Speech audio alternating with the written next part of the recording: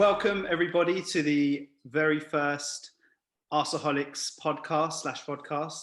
We thank you very much for tuning in and joining us. The four of us friends go back many, many years, but we have a common love for Arsenal Football Club and all things Arsenal. And we actually all go to games regularly. We're all season ticket holders, sit next to each other at the North Bank Lower, at the Emirates. And we thought, while we tend to or seem to be discussing all things Arsenal on a daily basis in our WhatsApp chat, we thought, why not record our thoughts, record our opinions, put it out there and see what you guys think. So I'll just go around and introduce everyone. We've got Raj, aka the North Bank Ninja. Hello, and you said we go to games regularly. You only turn up to category A plus, mate. Three of us go regularly. I don't know. And we're moving very swiftly on. We've also got this is a special appearance from Raj. We may not see him again. And we've also got Nero. Hi, Nero. Hi, guys. And we've got Aaron in as well. Hey, how's it going? And myself, Myers, as well. So we're going to get straight into it. So yesterday, Arsenal 4, Leeds United 2. Just going into what we thought of the team selection when that was announced. Nero, what were your thoughts on the team? I was actually quite impressed with the team selection, to be honest. When we had signed Odegaard, of course, many of you were, we were trying to understand how he's going to fit into the system. Would he be rotated with Smith Rowe, or, will Saka have to sacrifice and go left back? But I think what he did was really smart, playing Oba up front and somehow managing to fit in Saka and Smith Rowe and Odegaard together, and having someone technical behind him as well, Ceballos. I think it really worked yesterday. I think really happy with the team lineup. So I'll show you the result. Sure. And Aaron, I mean, we had a chat about the lineup. We predicted lineup that we thought was going to happen. I actually suggested that Saka might go to left back, considering that Aubameyang's now back. Pepe seems to be back on form. We've got a lot of options going forward. Martinelli's now fit. What were your thoughts on the team lineup? Yeah, I'm really happy that we stuck out with Saka on the right rather than move him to left back, because he's probably a better left back than Cedric, but I mean, the guy's like our best player right now, and to take away your best player from his best position is just never a good idea. So it was a positive move, and I'm glad Arteta didn't really panic too much, because I know Cedric's been a bit kind of inconsistent. Sometimes he's really good, but then he has these moments. And we stuck out with him, and he played all right yesterday. But the good thing is, it just meant Saka was there to just do his thing, and boy, did he do his thing. Yeah, we're going to get into analysis of the game and our thoughts on what was an eventful game. Obviously, lots of goals, lots of incidents. So Raj, first half, what I would say was a great performance from Arsenal, one that we were due, I think. And definitely needed. What were your thoughts on the first half? I think, we've seen quite a few games. In the first 10, 15 minutes, we create a couple of chances, quite decent chances, and then we rue them, right? And I really felt like that was going to happen, because I know there was the chance, I think Bellerin skied it, I think, if I recall correctly. And at that point, I thought, is it going to be one of those days? But I think the moment Oba scored, it was like something ignited in the team, right? Like the moment that went in, it was kind of like, right, something's a bit different today. And it just all seemed to click, right? Even when we didn't get the first penalty from Saka and we just kept going, and the next penalty came, it all just felt really, really positive. And it felt like we almost picked up from that first half against Wolves, before the sending off. And, if we just take the Villa game out of the equation, it reminded me of how well we were playing then. So I was really happy with that first half performance. Definitely. And I think we'll talk about the goals specifically, or take them one by one. Obviously, there were 4 goals in the first half. So Oba's first goal, obviously, a goal that he massively needed.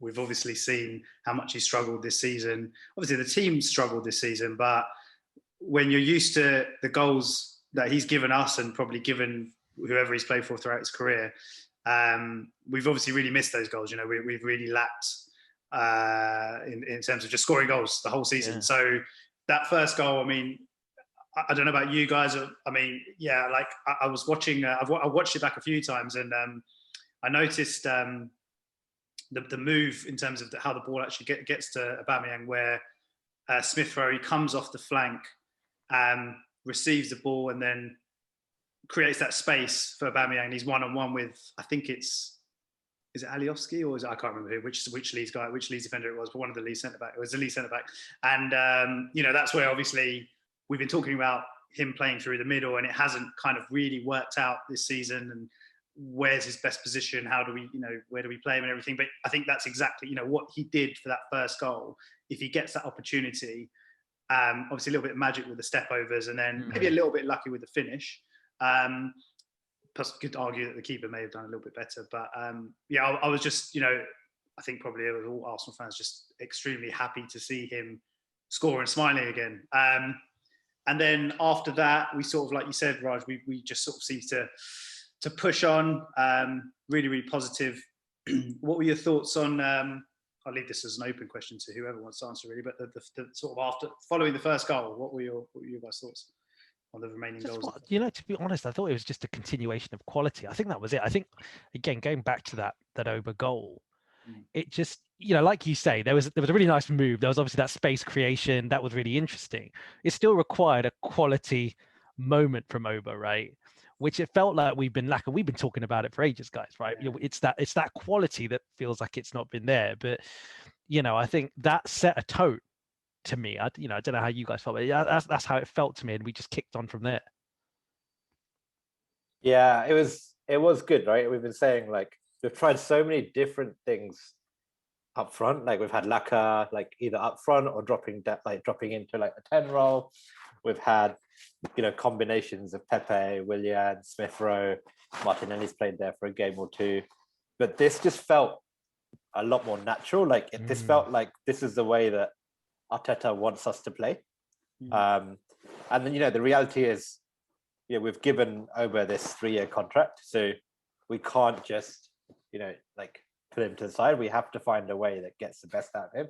And it was one game, and it was Leeds, and they have a habit of getting like battered by big teams. But if this is the way, like, if this is an indication of things to come, hopefully we can just make this work and it'll stick. I think he's got a good confidence at the moment. He did well against Newcastle, I think, wasn't it? He scored 2 goals. And I think all season he's just been like out of form. I don't think, there's talks about his contract getting to his head. I don't think it's any of that. You can sort of see throughout the whole season, you can see him playing still with a smile, even though, he's missing his chances. When the team's scoring, he's always been happy. And I think it's just a confidence thing. And he's a world-class player. Can't doubt it. Do you guys think it's because... Oh, sorry. Yeah, but Nira, do you think it's a combination of he's not in form, or that the system that we played yesterday was like allowed him to get there? Because I feel like when Lacazette's played alongside him, it just for whatever reason hasn't really worked. I think it's the system, definitely. It's having those 3 players behind him and Ceballos. You've got 4 creative players there. And was it Xhaka who picked up the final pass, wasn't it? I think. Yeah, it was. And Xhaka, I know we've all, you've got your doubts about him, but that's the quality Xhaka does bring to the team as well. So having those players around him who, like I said, create the space and make the space for him, I think that definitely. I think that helped him anyway. I mean, I was just going to say, like, we in our conversations, and we've watched Aubameyang. Obviously, he was out for a few weeks recently, but we've obviously. I've definitely noticed. We've all noticed it, but I've definitely pointed out. It's almost been it looked like I don't want to say a lack of effort as such, but it kind of looked like just even the basics he wasn't doing, like just trapping a ball, his first touch. The things that he was doing last season, things we saw him doing the cup semi-final and the final.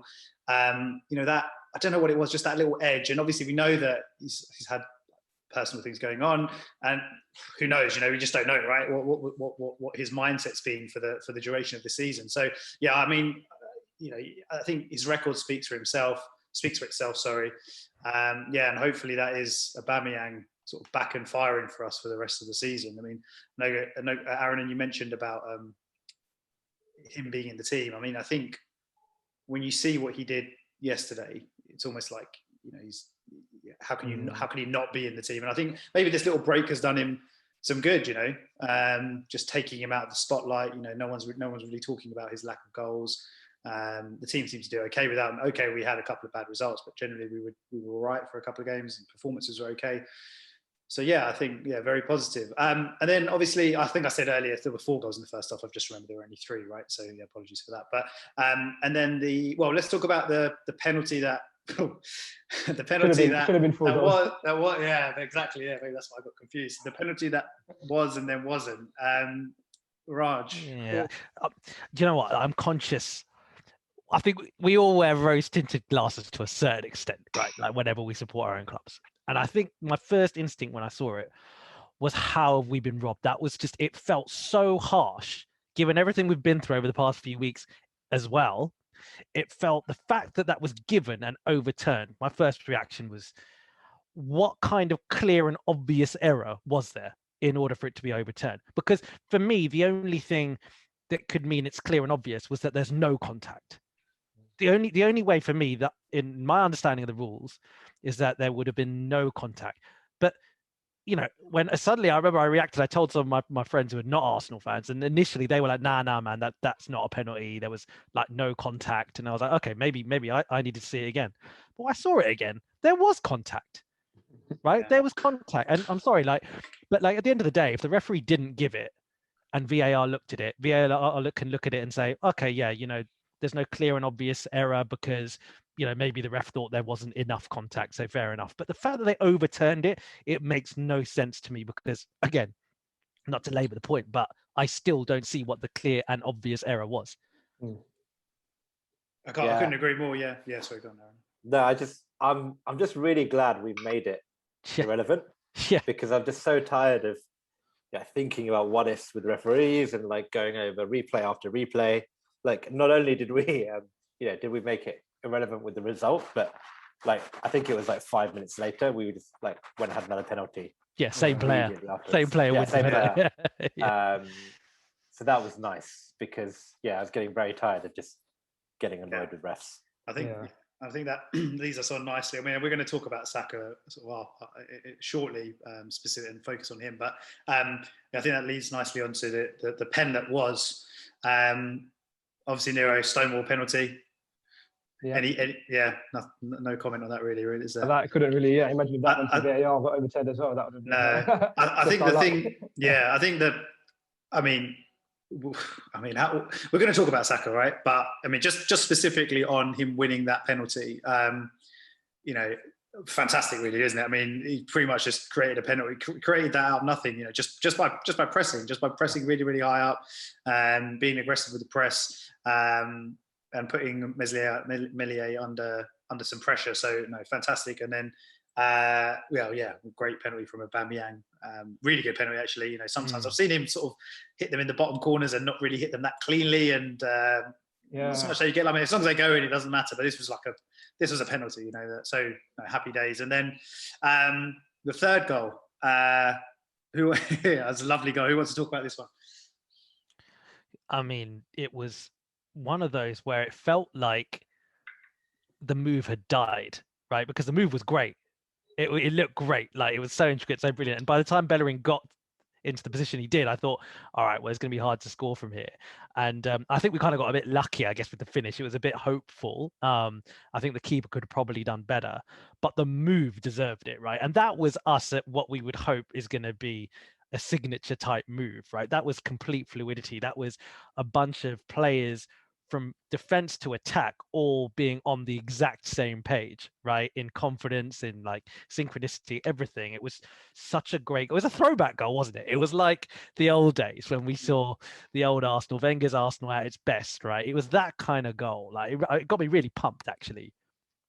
That nutmeg by Ceballos in the box as well. That was brilliant. and he waited for it, didn't he? He kind of held onto the ball for sort of a fraction of a second to wait for Bellerin's run, and then it's obviously intentional. He puts it through his legs. But it was a lovely little assist, yeah.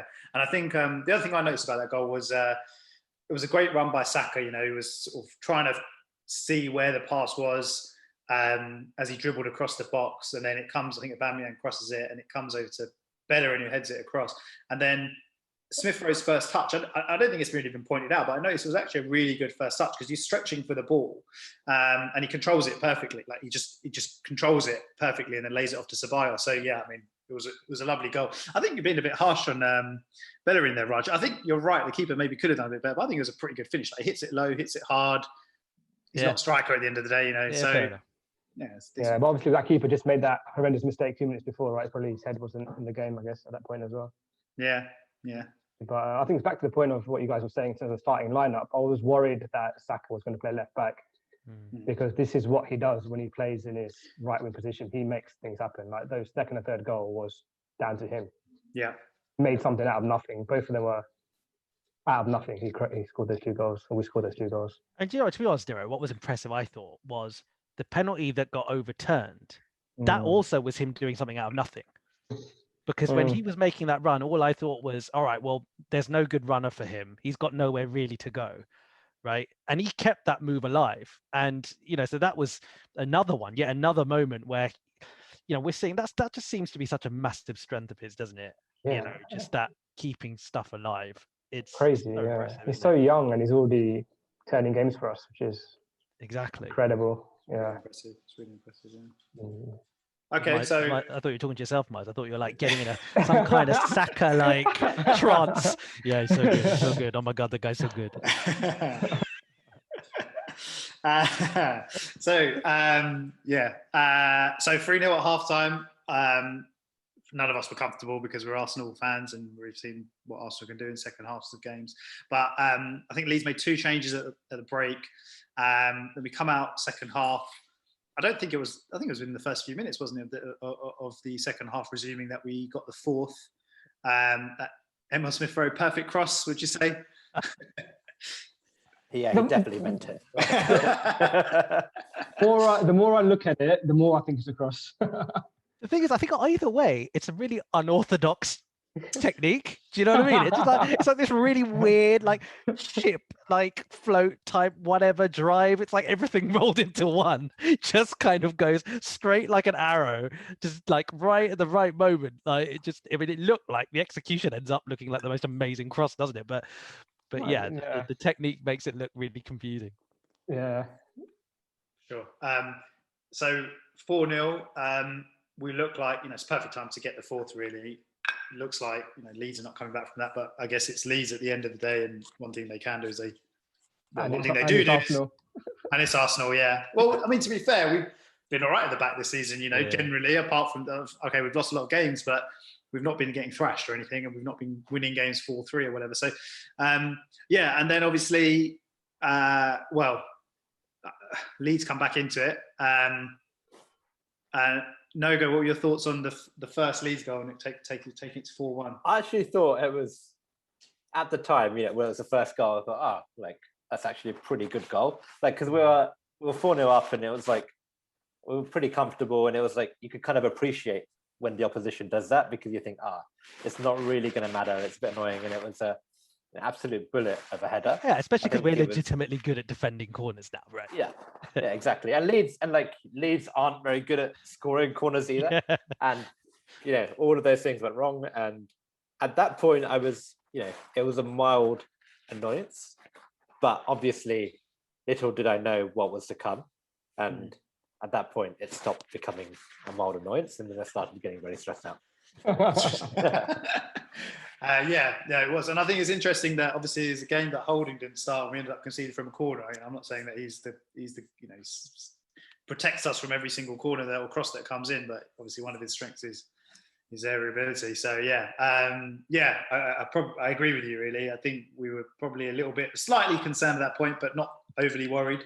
Still got a pretty good cushion. Then it goes very quickly to 4-2, which I think, from my point of view, I pointed it out in our conversations during the game. Bellerin just switches off, doesn't he? Just completely switches off, leaves his runner, and just it's a good goal from Leeds' point of view. It's well worked, but I think we make it very, very easy for them.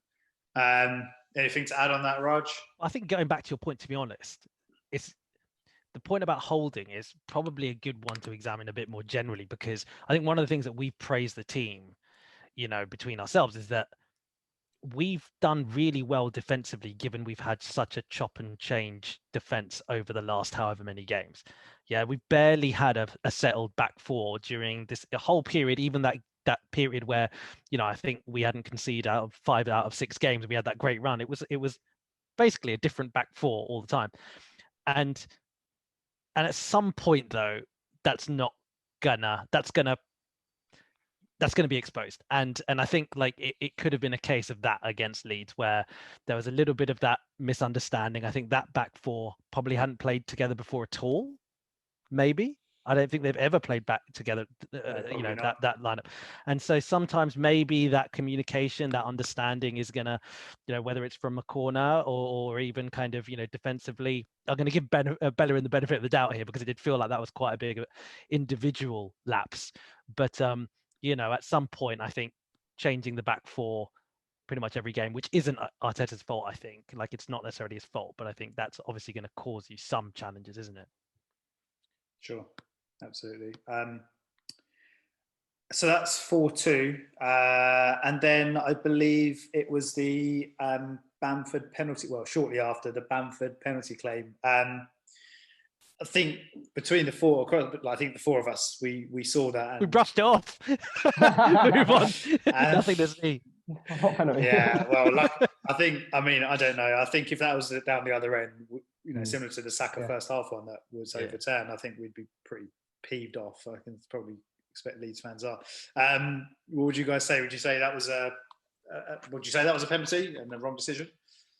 So I don't think it was too different from the penalty shout, to be honest. So at least I'm glad that the referee kept it consistent. Do you think that that's maybe why it wasn't given, because of this kind of unconscious evening things out? Although the referee, it didn't go to VAR, did it? No, it didn't. Did it? But VAR look at everything. It would have been checked. VAR look at but it wasn't given and then overturned. No, but they would have checked it. Okay, but the referee just didn't give it. That's what I'm saying. Do you think the referee maybe just didn't give it? Kind of, I don't know. On the basis that he didn't give the Saka one in the first half. Are we giving them too much credit? Like sometimes I know, I don't want to be massively anti-officials. I guess what I'm saying. I thought VAR works by don't VAR would tell the referee go and check it, isn't it? I thought that's how it. Yeah, works. but so they didn't inform you to go check, did they? They do, but I think the point is like VAR are evaluating everything, so it's not like the referee tells them, I'm not sure about that decision. So VAR would have looked at the fact that the referee gave it as no penalty, and they wouldn't have said anything. So they just looked at it and said there's no clear and obvious error, which again brings me back to the annoyance of the first penalty, where I was like, what's clear? Yeah, but anyway. If they're looking at it more than once, then I think that's not clear and obvious. I think that should be like that's your layman's rule, isn't it? That's fair enough. Clear and obvious. If you're looking at it if you need a second or third angle, then it's clearly not. Well, it depends. I mean, like the one thing I say that, Nero, is you remember against Leicester at home when Lacazette's goal was given off, was disallowed, and the first camera angle, you look at it and you're like, oh, actually, like in fairness, it looks like he's blocking the keeper. Then you go to the other camera angle, which is behind the goal, and actually they're nowhere near in line. And VAR seemingly probably didn't look at that view. But I agree with your point generally. I think you're right. If you've got to look at it from a couple of different angles, probably not clear and obvious, is it? But yeah, if I were to be sort of neutral, I think both should have been penalties. Like you should treat the second one the same way as you treat the first one, either way. So and I think, it could have been given. I think it could have easily been given, and if they're assuming they score that, I mean, God knows what happens from there. So maybe an element of luck, but after that, I think we see it out fairly well. I don't remember Leeds or Leno having too much to do after that, sort of the last 20 minutes. I felt like, surprisingly, actually, we calmed down when we brought El Neni on. That's what he does, isn't it? Which I wasn't expecting, yeah. Like El Neni came on and like he slowed it down, and we did look a bit more secure. So I can see why. And Holding came on as well, didn't he? Sorry, I was to say Holding came on as well, didn't he? So no, carry on. Yeah. So they seemed like two good subs. But then obviously the first sub was probably I was on social media and we had a bit of a chat about this as well, which is when we brought Willian on. I think we took Smith Rowe off. I like you guys know my feelings about Willian. I think they're quite well. Like I think you're the only one. Yeah, exactly. I'm not the only one. You're not the only one. But in fairness, you've been consistent. You consistently thought this was a bad signing. Yeah. Well, I gave him the benefit of the doubt, and within second game he had a good start, but then brilliant first game, didn't he? Hat-trick of assists, it was really right? good. Yeah. And it almost convinced me that it might work out, but then I don't think he's had a shot on target for like 10 games or something unreal. Like, what do you guys think? Like, do we give up on Willian, or do we have to keep playing him? Because you could argue 4-1 up. It's an ideal time to bring on someone. Do you mean give him up as in just not play him anymore? Like he's just not play him unless absolutely necessary for the rest of the season. Yeah, like you've got Pepe, you've got Martinelli. I think Nero, I think you had some interesting thoughts on Willian. No, like I think again, first point is like Willian was a good player last season. Like he was getting goals and a lot of assists. I think it was probably one of the most informed players post-COVID since Project Restart last season in the Premiership. So you don't turn from good to bad overnight. I think we've invested a lot in Willian in terms of wages. So I don't think the club can just sort of give up on him. I doubt we can sell him either. So I think we'll have to sort of, I think what Arteta's trying to do is we're 4-1 up. Let's try, and it's a good chance to get Willian, try and bring him into form a bit, right? So I think he's still got faith in Willian. But in my opinion, he's sort of gone down the pecking order, hasn't he? Like you've got yesterday's your first team pretty much, and then your second team would be Martinelli and your Pepe's. So he's sort of gone down the pecking order big time. So I'm a bit baffled in terms of what the options are. So I don't think we can sell him. So it's an interesting rationale, isn't it, Nero? Because it's basically like any one of us. If we bought something really expensive at home, and you just couldn't really make use of it, you'd almost force yourself to try and use it, right? To try and make use of it. And it feels like that to me, because I agree with everything that you've said, actually, and how you kind of described the situation. And I imagine that with Arteta, he's probably going, well, I've got to somehow make this work, right? Otherwise, this is such a waste of money. And a failing on him as well, as a manager, as well. One of his. He can't blame it like Saliba or whoever else. All the other signings were ex-manager signings. This is under his watch, isn't it? So he's desperate to make it work. Basically, you're saying that Willian is Arteta's expensive lockdown coffee machine. There's something even more irrelevant than coffee machine. It's like I don't know what. It's like it's foot massager or whatever. Do you know what I mean? It's like you don't need it. Right now, I guess the point is, there doesn't seem to be a situation in any of the games where it feels like, we need Willian on. No, we need Willian stuff. There's no situation. I mean, the thing is, yesterday was probably the best time if we're going to bring him on at 4-1 up. So I don't know when he came on. I can't remember exactly when it was. But let's say 30 minutes. I think it was about the 60th minute, wasn't it? In a home game. Yeah. No, it's probably the right time to bring him on, right? You're not bringing him on to change the game, or Yeah. He was lively when they brought him on against Man United. That was his best game since the first game of the season. He was getting involved. That's like the Willian, which I was like, I recognise him from last season. He was. There's that guy. He's a new signing. Yeah, but I don't know. It could be a confidence thing. He'll score a hat trick against City next week, and then we'll be falling at his feet. So pull him at home. Okay, so I don't think after that, I don't think there was too many. Were there too many incidents? I remember Aubameyang getting hacked down a couple of times, which was a bit annoying. But aside from that, I don't think there were any. Well, if you remember, after the Leeds penalty shout, Aubameyang hit the bar about 30 seconds. Oh yeah. Sorry, yeah. True. That would have been nice. 4 goals, right? That would have been pretty cool. So as much as it could have ended up very tight at the end, we could have got 5 as well. So deserved win, I think. And it was a good win after a couple of defeats.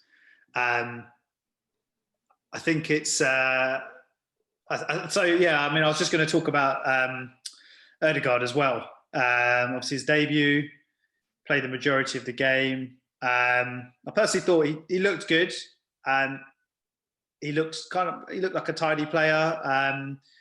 I think it was the Saka. Was it the first penalty that wasn't given, or the second one? But I think he plays a 1-2 with Saka on the right hand side, and then set Saka off, which I thought was just a nice little link up. And you never know when a new player comes to the team, but you wouldn't have watched that game and watched him and said, oh, he's never played for Arsenal, or he's never played in this team before, which I think was really good. Like, I think that was a nice thing to see, and I think there were concerns about his fitness as well. He's not played much in the last few months at Madrid, and he's not really played for us. So yeah, I think overall positive. No-go, Aaron, what were your thoughts? Yeah, I felt he was quietly good. He was pretty tidy. What I liked about him is, as soon as he got the ball, he always tried to play it forward and tried to find the pass and make an impact. He's certainly got, certainly a work in progress, but you can see the potential there. But what I like is, even though he didn't do anything spectacular, he didn't really, mess up or do anything that badly either. So, he's had a week of training since our last game, and hopefully now we can kick on and start to make an impact, because, he's only here for 4 months, so he kind of has to make an impact soon. He hasn't got the luxury of time to bed in. Sure. He is one of those where I feel. So I think exactly how you guys said. I think what's really great is he looks like he's exactly the identity of player that fits into whatever we are trying to do right now, whatever that might be. He feels like he is part of that, right? He's clicking, he's moving the ball quickly, he's technical, he seems like he gets it. It doesn't seem like he's just been around for 5 minutes, like you guys have said.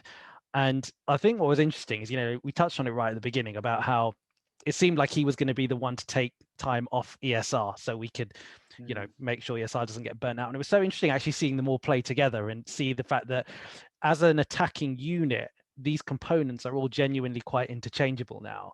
And we didn't have to move Saka out of that right wing, as Aaron said at the beginning. We didn't have to do that to still actually be able to play Odegaard and ESR together as well, like in that three. And it worked so nicely, right? It just worked really nicely. And so that gives me a lot of encouragement. And it's also nice, right, to hear his comments, I think, after the game, where he's just talking about how good he feels and how welcome he's felt. And as much as I think that some of our young players have probably benefited from not having the crowd there to get on their back sometimes, I do, with him, I sort of also wish that we were there to make him feel part of the Emirates. Do you know what I mean? And actually, give him that encouragement, make him feel like he's loved by the fans as well. Because I think if he carries on at this rate, okay, it's very early days, this is his first start, but if he carries on at this rate, and if we can sign him on a perm, I mean, that's great. It's like a little try before you buy, someone who's young, someone who's got obvious talent. And it would have been nice to try and make him feel welcome as, part of the North Bank, right? Sure, definitely. And I think you guys touched on the attacking four that Arteta chose yesterday, obviously with Aubameyang spearheading the attack. So we mentioned Aubameyang, we mentioned the goals, obviously, that he scored yesterday. And I think, as you said, the three that he selected in behind was quite an interesting one. No Pepe, obviously no Willian, Laka replaced by Aubameyang, no Martinelli. And it was very much, Saka's made that right-hand side his own. He's just basically made himself undroppable in the league games now on the right-hand side. I don't think you can't afford him. I think he played 90 minutes yesterday. So, yeah, just a massive key player for us. But very, very interesting to see how well Aubameyang did with those players behind him, around him. Like you said, Raj, really, really exciting. Do you think, just on Aubameyang specifically, he's obviously our main striker. He's going to be with us for another couple of years after this season. Like you said, we've signed him to a contract for another couple of years after this one.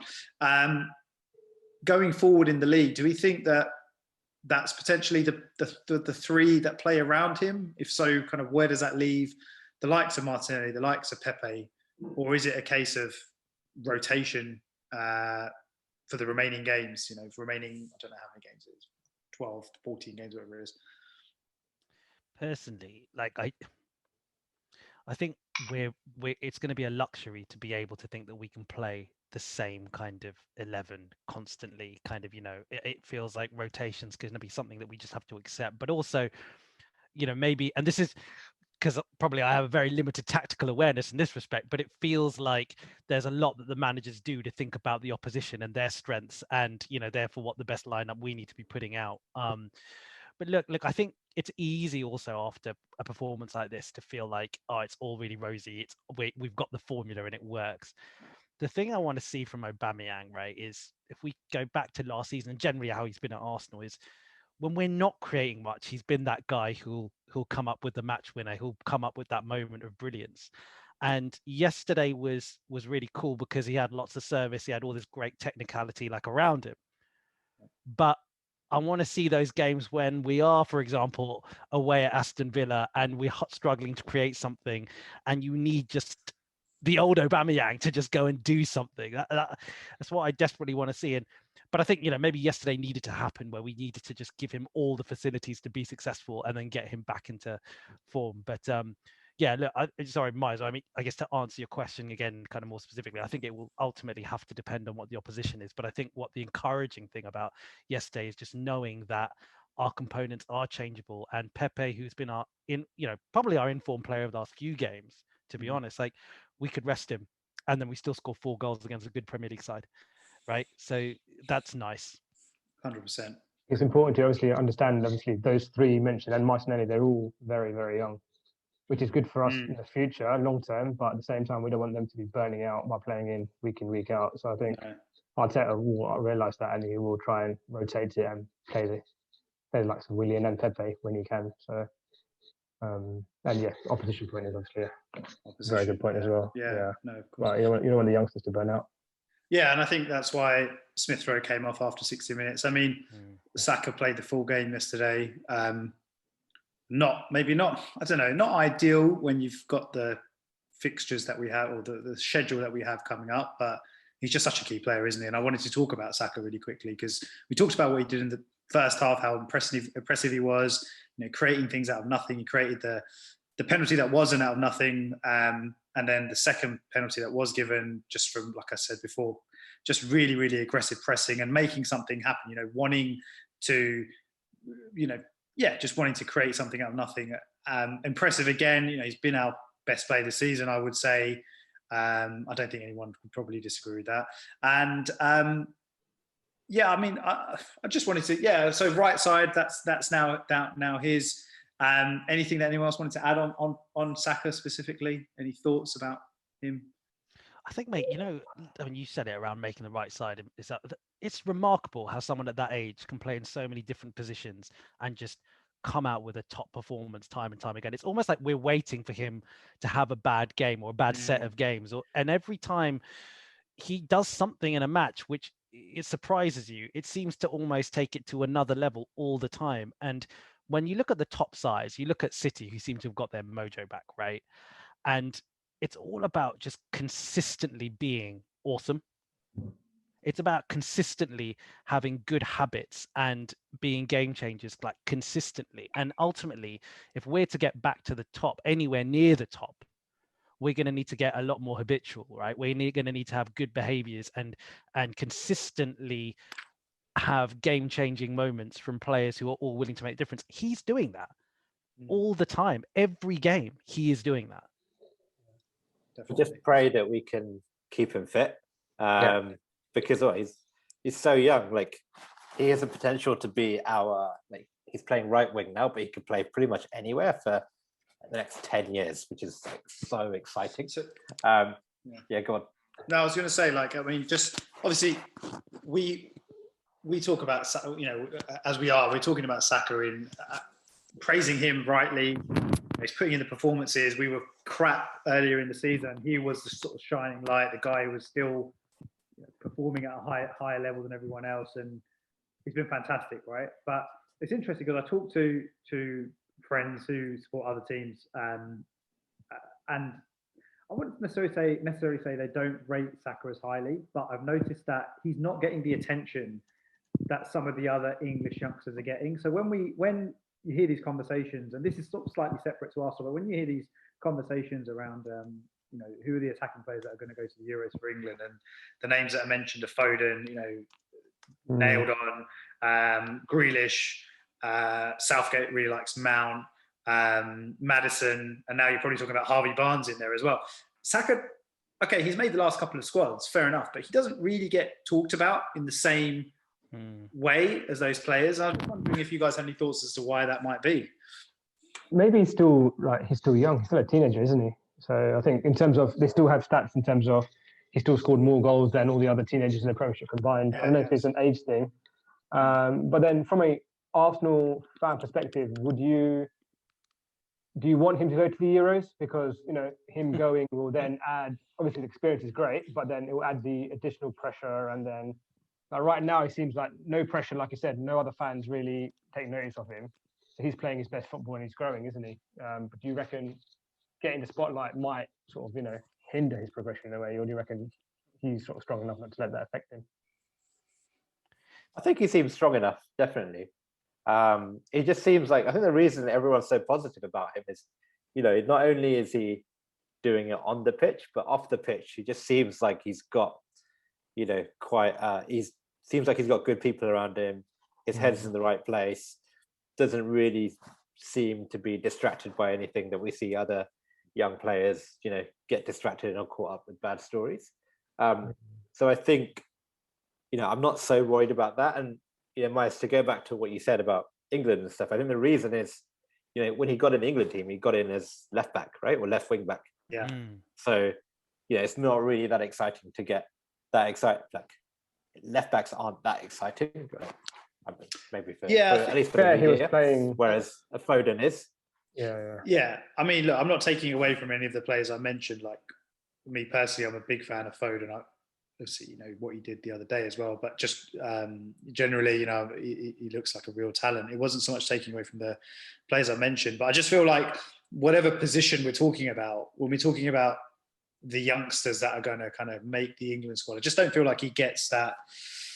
I don't think he gets talked about in the conversation enough, from my point of view, and from when I speak to other people. But I was just I agree with you, because I wonder if part of it is just because Arsenal aren't doing well. Yeah. So I don't know if that's part of it, because what I still can't get my head around is Mason Greenwood still gets talked up as this absolute superstar. Listen, like, obviously we've got Man United rivalry and all that kind of stuff. He's obviously a talented guy. But he's a forward who has scored 1 goal in the Premier League this whole season. Yeah. Okay, he's a forward who scored 1 goal in the Premier League this season, and he's playing for an ultimately attacking team who are second in the league right now. Saka's, I don't know scored 5. He's probably scored more than 1 goal playing at fullback. Yeah. So I don't, again, just going back to this guy puts the top performance, whatever position you put him in. He's got more goals than all the other teenagers combined. I mean, I don't really know what more you can say about the guy. I agree with you, Miles. I feel like people aren't, and I don't mind. It sounds like we do really mind. Obviously, it's nice to see your players recognised, but ultimately, it perhaps could be because he is so versatile that it's a problem in terms of where people see him, what kind of positions see him in, and maybe it is because it's Arsenal and we're not doing very well. But I mean, I think we just all feel. You can obviously tell we all just feel so lucky to have him, right? And I agree with Aaron, and I reckon if he goes to England for the Euros, apart from the fear of injury, apart from that, I think he's got such a good head on him. I think he'd be fine, to be honest. Maybe when the last England, obviously last time England played, start of the season, Saka was playing left back, so it sort of makes sense why. Sort of Southgate played in there. I think since then he's been putting in all these performances in that right wing. So maybe when the next England squad does come up, he might get recognised by the England manager. And he might try him out there. That's where he's been playing for the last few games. Yeah, he's obviously got that versatility, which is going to be so attractive for Southgate, right? You need that in a squad for a tournament. So let's see what happens anyway. We're not here to talk about England, but I was just, like I said, interested to get your thoughts. So overall, great win, one that we needed after the last couple of games, 2 losses in a row. Good win, really good first half performance. I think generally, even though we can see those couple of goals, it was very, very much deserved. So, and now we now go into return of European football this week. Unfortunately for us, it's on a Thursday again, but huge game for us. A first leg against Benfica in Rome, I think it is. Is that right? Is that right? Is it in Rome? It's hard to keep track, isn't it? But Yeah, we I are think doing it's like Rome or That- Greece, one of the two. Which one's our home leg? Yeah, exactly. Yeah, a bit of a farce, but we're not going to go into that. But so Benfica this week. So I'm just keen to see what you guys think. Maybe not specifically about the Benfica game, but just generally about the Europa League campaign that we have remaining this season. Obviously, last season was really disappointing the way we went out. And this season, the fact that where we are in the league means it's going to be pretty tough for us to get into the Europa League places. Do we want to be in the Europa League again next season? Do we want to qualify via the league? Obviously, we would like to be in the Europa League for obvious reasons. But yeah, just keen to get your thoughts on how Arteta now will view the Europa League in terms of his team selections, in terms of rotation, and where he might value that competition compared to the league. Yeah. It's going to be really interesting, right? Because we've got those 2 Europa games, but in between we've got City in the league as well, right? So yeah, maybe he even rests players against City to prioritize the Benfica games, which is, which kind of tells you all you need to know about how realistic he thinks our chances in the league are. And like you said, Miles, we've known for a long time that we've blown the league in terms of any real success. As early as kind of November. So yeah, we've almost got no choice but to go all in on the Europa League. If it was a different season and we were still kind of in and around the top 4, then you could argue that actually maybe it's not so wise. But we've literally, we're out of the FA Cup, we're out of the League Cup. I don't think we're going to get top 4 unless there's a miracle. So this has to be our first priority. I don't think we're only points. Sorry. No, go ahead. We're only. I think at this stage we need to sort of have many options possible to get to that top 4 goal, right? To get Champions League football. Sorry, I don't think getting top 4 is out of the question. To be honest, I think we're only 6 points behind Liverpool, who's 4th, and with the way how teams are dropping points left, right, and centre, I think that, in my opinion, we might disagree on this. I think we've got a better chance of getting top 4 than winning Europa League. I think there's still a lot of quality teams left in Europa League at the moment. Obviously, I think keep at it on both fronts. But I fancy our chances in the league, to be honest, because everyone else is dreaming, bro. No. Wait, Nero, are you saying you fancy our chances for what? Where? For what? Sorry, for I think Europa we League. can get. I think we can get top 4. Top 4. We're only 6. I'm not saying we definitely will. It's a long shot, but I don't think. I just looked at the table. There's a 8-point gap, so we're on 34 points. Yeah, but hang on. There's so many teams with games Chelsea, in hand. And Chelsea are on 42. I think we've got more chance of doing that than winning Europa League. I know it's an interesting one because tough league to win. It's a tough tournament to win. I think it's the fact that there's so many games left in the Europa League. We're at the first knockout round, which is there's so many rounds left to go, and it's hard. And I think it's hard. This conversation always comes up, and I think we've had it between us where it's like, well, what does he prioritize? The league's gone. You're not going to get top 4. Okay, very, very unlikely to get top 4. Even top 6 looks quite tough this season. Let's prioritize the Europa League. But if you're the manager of a football team, how do you prioritize? You can't. I find it hard to believe that it's that simple to say, oh, we're going to just prioritize this game and then we're going to play on the Sunday. Don't worry about this game, guys. We're just going to focus on the following. It's all about form, isn't it? And it's all about continuity, and it's all about. Aubameyang scored 3 yesterday, and he's going to play on Thursday, and we hope that he scores again, and then we hope that he plays against City and he scores again. I find it very difficult to believe that it's that simple. Just prioritize one competition. I completely get what we're saying. It's if we could, what do we want to achieve this season? We want to win the Europa League now. That's kind of the priority in terms of our goals now for the season, or goal for the season. But yeah, I think Noga, I was just having a look at the teams that are left in the Europa League, and it's probably more difficult this season than it has been in the last few. You've got some really, really strong teams in there. What do you guys think are our chances? I mean, it's early days. Like I said, we're in the first knockout round. What do you guys think are our chances of actually, getting to the semi-finals, the final, and actually winning this? But the thing is, right? It's all well and good saying the teams in the Europa League are trickier than they've been previously. Yeah. But for us to finish top 4, there are teams who are currently playing in the Champions League that we need to be doing better than, right? Like there are some very good sides who have been underperforming in a similar way than we have, that, at the end of the day still have a better position in the league than we have, or games in hand, or, whatever you want to call it. It's not in our hands ultimately. And the Europa League, to some extent, in theory, is in our hands, right? And a lot of these teams in the Europa League, excuse me, there are some big names, but we've also proven that actually we're quite capable of beating good sides. Like if we've actually better than I think we've been in the last 10 years at beating bigger sides. So look, I take Nero's point. At the end of the day, like there's a lot of games to go still in the Europa League, and it's a knockout competition, right? But top 4 is gonna be really hard, and I think because top 6 is even gonna be hard at this point. But look, I think if you look at the Benfica game specifically, it's actually this is going to be a really interesting tie for us, to be honest, because Benfica are actually having a very similar season to us. Like they're 4th at the moment in their league, and they've not finished outside of the top 2 for like 15 years or something ridiculous, right? They've literally been 1st or 2nd since God knows when. I think 2001 or something. I looked this up the other day. And so it's been a long time, and they're 4th. Yeah. So for them, where they are now is sort of similar to where we are now in our league, right? It's just not a very good season for them.